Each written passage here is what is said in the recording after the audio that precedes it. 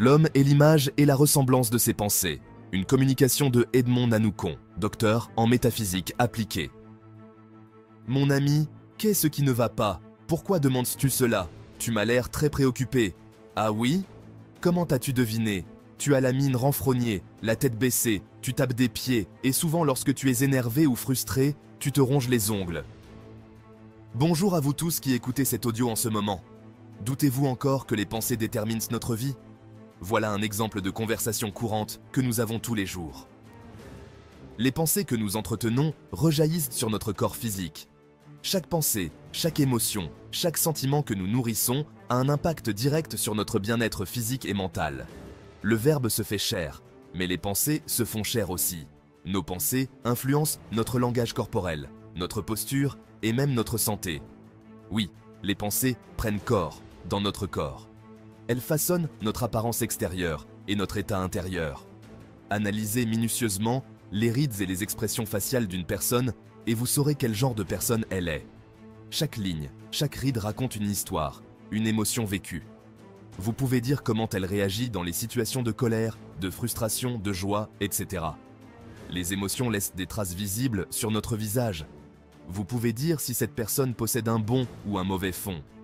Les expressions faciales révèlent souvent la véritable nature d'une personne, ses intentions et ses sentiments profonds. Prenons la peine d'observer nos expressions corporelles et nous en apprendrons beaucoup sur nous-mêmes et sur nos semblables. En observant les expressions corporelles, des experts savent automatiquement si une personne est en train de mentir, dire la vérité, dissimuler quelque chose, se sent menacée, etc. Notre vie par ricochet est aussi une extension de nos pensées, car tel nous pensons, tel nous réalisons. Oui, nous sommes faits à l'image et à la ressemblance de Dieu. Cela signifie que nous portons en nous une part de divinité, une étincelle de ce qui est sacré et éternel. C'est très profond tout ce que tu as été inspiré à écrire hier. Bravo! Chaque mot que tu as couché sur le papier reflète cette connexion divine, cette inspiration qui vient de quelque chose de plus grand que nous. Nous sommes faits à l'image et à la ressemblance de Dieu. Dans le verset dans lequel on en parle dans le livre de la Genèse, il a été utilisé 2 fois le mot « semblable » pour parler de cette similitude entre Dieu et l'homme.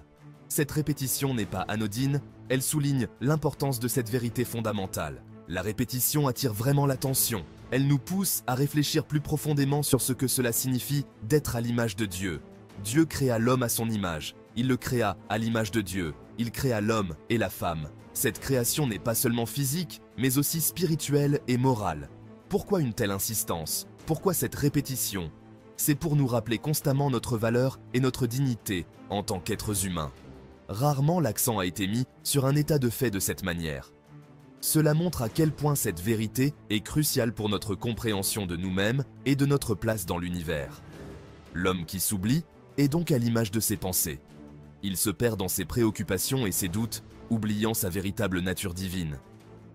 Mais l'homme conscient de sa relation universelle avec Dieu est à l'image de Dieu. Il vit en harmonie avec lui-même et avec le monde, reflétant la paix et l'amour divin dans chaque aspect de sa vie. Lorsque les pensées de joie, de paix, d'amour, de gratitude et de contentement remplissent votre esprit, de confiance, d'harmonie, de prospérité, de bonheur et de satisfaction, de santé, de croissance, de bien, etc., dominent en vous. Vous êtes à l'image de ces pensées, et donc à la ressemblance de Dieu, si je peux me permettre. Ces pensées positives influencent non seulement votre bien-être mental, mais aussi votre santé physique et vos relations avec les autres. Mais lorsque ce sont les pensées contraires de frustration, peine, souci, souffrance, misère, de colère et de ressentiment, maladie, etc. qui dominent en vous et rejaillissent sur votre corps et vos réalisations, vous commencez à voir les effets négatifs dans tous les aspects de votre vie. Vous êtes à l'image de ces pensées négatives et loin de votre image divine. Ces pensées peuvent affaiblir votre système immunitaire, affecter votre productivité et même éloigner les gens de vous. Votre corps et vos réalisations envoient ce message de mal-être à toutes les personnes que vous rencontrez. En cultivant des pensées positives, vous pouvez transformer votre vie et celle des autres autour de vous. La magie en métaphysique est que l'image et ressemblance de Dieu que vous êtes est votre état naturel, votre droit de naissance. Ainsi donc, même s'il arrive que vous laissiez les mauvaises pensées dominer sur vous pendant un certain temps, Il suffit d'une prise de conscience, et tout le bien qui semblait caché redevient palpable, visible à l'œil nu, et tout rentre dans l'ordre.